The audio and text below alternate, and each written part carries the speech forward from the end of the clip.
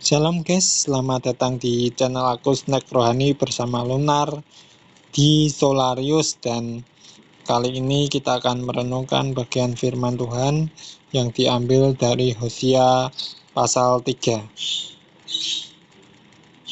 Shalom, selamat datang di channel ini. Mari kita renungkan bersama bagian firman Tuhan dari Hosea pasal 3. Semoga renungan ini membawa berkat dan pencerahan untuk kita semua.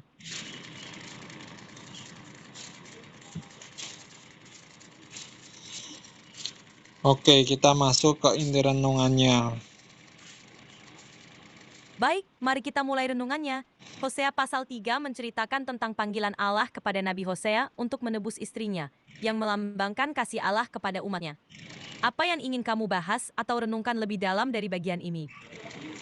Kita melihat di sini bagaimana Hosea yang harus menebus istrinya yang merupakan wanita penghibur ya. Dan ini pun dilakukan berkali-kali sebagai lambang bagaimana Allah itu mengasihi umatnya, meskipun pada saat itu kalau kita melihat konteksnya umat Israel itu melakukan satu perzinahan, tetapi kasih Allah dinyatakan kepada bangsa Israel yang sering selingkuh atau menyembah berhala atau melakukan perzinahan rohani. Meskipun secara politik, ekonomi itu sangat kuat, tetapi terjadi kebobrokan moral dalam hal ibadah, kemudian etika, perilaku, moral mereka.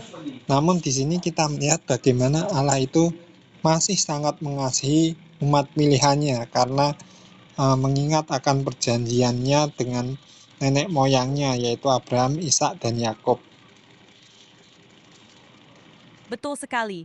Dalam Hosea pasal 3, kita melihat gambaran kasih Allah yang begitu besar meskipun umatnya seringkali menyimpang. Ini menunjukkan bahwa kasih Allah tidak tergantung pada kesetiaan manusia, tetapi merupakan anugerah yang tidak bersyarat. Allah tetap setia pada janjinya kepada nenek moyang bangsa Israel dan terus mengasihi mereka, meskipun mereka sering menyimpang dari jalannya. Ini juga mengingatkan kita akan pentingnya kembali kepada Tuhan dan memperbarui hubungan kita dengannya. Betul. Iya, meski demikian, Allah juga memberikan satu bentuk pendisiplinan kepada umatnya dengan tujuan mendidik dalam kasih.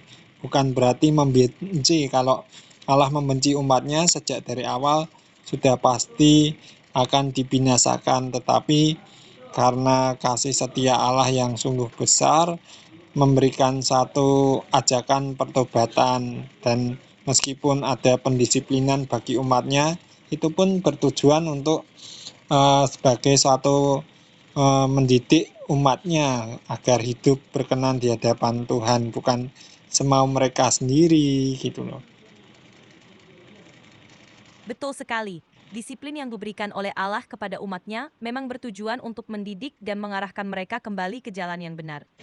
Ini menunjukkan kasih Allah yang peduli dan tidak membiarkan umatnya jatuh dalam kebinasaan. Allah ingin agar umatnya hidup sesuai dengan rencananya, yaitu hidup yang berkenan di hadapannya. Disiplin ini, meskipun mungkin terasa berat, sebenarnya adalah bentuk kasih sayang Allah yang menginginkan yang terbaik bagi umatnya.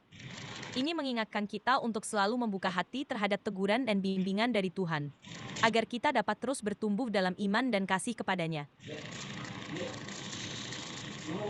Nah, maka dari itu kita sebagai orang percaya masa kini, marilah kita sungguh-sungguh dalam mengikut Tuhan. Jika kita melakukan pelanggaran atau dosa, cepat-cepat kita bertobat dan mengakui. Dan kita harus menyadari bahwa memang konsekuensi dosa itu tetap ada sebagai bentuk pendisiplinan atau mendidik kita umatnya, supaya kehidupan kita sebagai umatnya itu lebih baik dan tidak jatuh lagi ke dalam lubang yang sama. Ini memberikan pelajaran kepada kita bagaimana pendidikan Allah yang berikan kepada kita bukan semata-mata kasih, tapi keadilannya dinyatakan melalui bentuk pendisiplinan. Kita melihat ke depannya bahwa orang Israel ini dalam konteks sosial ini akan mengalami pembuangan sebagai satu bentuk pendisiplinan Allah kepada umatnya. Tetapi kita melihat bahwa Meskipun ini kontras, Allah sendiri pun tetap menjanjikan pemulihan jika umatnya mau bertobat. Demikian juga kehidupan kita yang mau dibentuk, dididik oleh Allah, kita mau bertobat, mengikuti kehendaknya, dan sudah pasti kalau kita baik-baik mendengar suara Tuhan dan melakukannya, percayalah pasti berkat Tuhan akan dinyatakan. Dan berkat itu bukan cuma berkat jasmani, tetapi yang terutama adalah berkat rohani. Itulah yang harus menjadi prioritas kita dalam mengikuti Tuhan, dalam kita dididik oleh Tuhan. Jangan sampai kita mengeraskan hati yang justru membuat kita ini malah binasa. Tuhan tidak menginginkan kebinasaan umatnya, tetapi ingin menyelamatkan umatnya.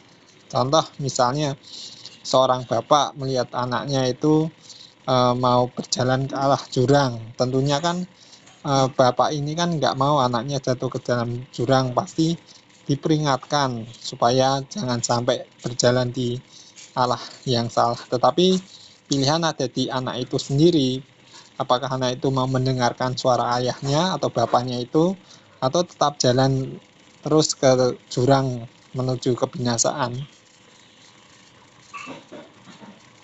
Betul sekali. Seperti yang kamu sampaikan, Allah dalam kasih-Nya memberikan kita kesempatan untuk bertobat dan kembali kepadanya.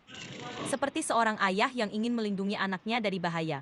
Allah juga ingin melindungi kita dan membimbing kita menuju hidup yang penuh berkah, baik secara rohani maupun jasmani. Penting untuk kita mendengarkan suara Tuhan dan bersedia untuk ditegur dan dibentuk oleh-Nya. Proses ini memang tidak selalu mudah, tetapi itu adalah bagian dari kasih-Nya yang mendalam kepada kita. Dengan membiarkan Allah membentuk kita, kita akan mengalami pertumbuhan rohani yang membawa kita lebih dekat dengannya dan hidup yang sesuai dengan kehendak-Nya. Semoga kita semua terus diteguhkan dalam iman dan berjalan dalam jalan yang telah Tuhan sediakan bagi kita. Jadi jelas bagaimana keadilan dan kasih Allah itu tetap berjalan seperti dua sisi mata uang ini ya, dimana keadilannya terus berlaku dan juga kasihnya panjang sabar, tidak berkesudahan. Kasih setia Tuhan itu dinyatakan dalam kehidupan kita. Tentunya kita sebagai orang percaya masa kini bisa memaknai firman Tuhan ini, dan jika kita salah cepat-cepat bertobat supaya kita nggak binasa karena istilahnya dosa pelanggaran kita. Dan terima kasih sudah menyimak video aku dari awal sampai akhir. Semoga renungan yang singkat ini, yang sederhana ini bisa bermanfaat dan menjadi berkat untuk kita semua.